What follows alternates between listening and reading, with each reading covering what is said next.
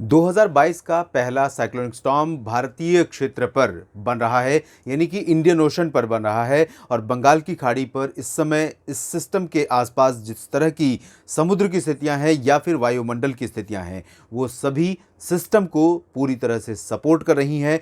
अनुमान ये है कि आज अब कुछ ही समय में ये सिस्टम डिप्रेशन बन जाएगा और उसके बाद अगले 24 घंटों के बाद यानी कि 21 मार्च को ये सिस्टम साइक्लोनिक स्टॉर्म की इंटेंसिटी में आ जाएगा। यहाँ पर सिस्टम का ट्रैक देख सकते हैं आप, ये पूरा का पूरा बे ऑफ बंगाल का रीजन है और यहाँ किस तरह की स्थितियाँ हैं। ये ट्रैक अगर हम आज की स्थिति देखें तो 20 मार्च को जब ये शाम 5:30 बजे तक ये डीप डिप्रेशन रहेगा और उसके बाद 21 मार्च को आप देखिए 21 मार्च को रात में लगभग सुबह कह सकते हैं 21 मार्च की सुबह सुबह ये साइक्लोनिक स्टॉर्म की इंटेंसिटी में आ सकता है और उसके बाद इसी इंटेंसिटी में बढ़ेगा आगे। और इसके फिलहाल सीवियर साइक्लोन या वेरी सीवियर साइक्लोनिक स्टॉर्म बनने की आशंका नहीं है।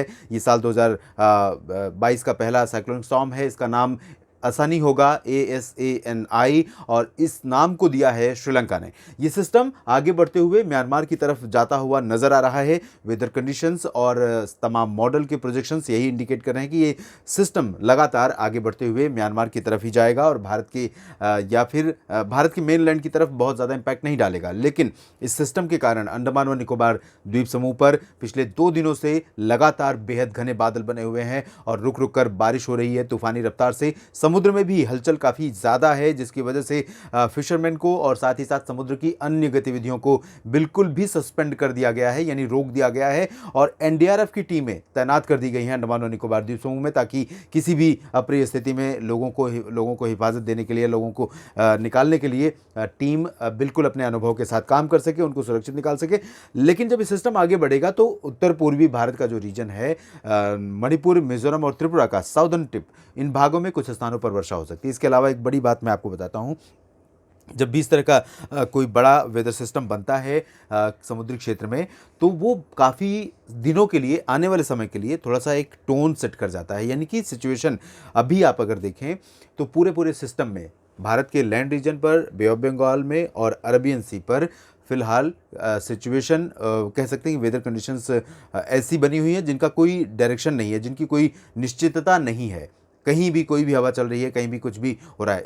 इसको मैं अगर सहज आसान शब्दों में समझाऊं तो एक आप किसी भी क्षेत्र का एडमिनिस्ट्रेशन ले लीजिए जहां पर कोई अच्छा प्रशासक नहीं होने की वजह से पूरा का पूरा सिस्टम अव्यवस्थित हुआ रहता है। आप अपने कस्बे को ले सकते हैं, शहर को ले सकते हैं, ज़िले को ले सकते हैं, लेकिन जैसे ही कोई बड़ा ऑफिसर आता है पूरे सिस्टम को ठीक करके चला जाता है तो कुछ दिन तक उसका इम्पैक्ट रहता है। तो इसी तरह से ये साइक्लोनिक स्टॉर्म एक तरह से उसी तरह का कह सकते हैं एडमिनिस्ट्रेटर हो सकता है वेदर सिस्टम का। और ये एडमिनिस्ट्रेटर यानी प्रशासक के रूप में आया है, कुछ इलाकों में तबाही ज़रूर मचा सकता है, लेकिन अरेबियन सी और बे ऑफ बंगाल में थोड़े समय के लिए वैसे भी प्री मानसून सीजन बहुत ही अनस्टेबल वेदर सीजन होता है। इस दौरान वेदर कंडीशन ना ही बे ऑफ बंगाल में और ना ही अरब सागर में और लैंड रीजन पर पूरी तरह से स्थिरता में नहीं रहती हैं। ऐसे में लोगों के लिए बड़ी मुसीबत होती है, लोगों के लिए बड़ी मुश्किलें होती हैं। लेकिन ये जो सिस्टम बनते हैं ये कुछ समय के लिए सिचुएशन सेट कर जाते हैं। तो यहाँ पर आप देखिए अरब सागर से पूरा का पूरा हवा का फ्लो लगातार इस तरह आ रहा है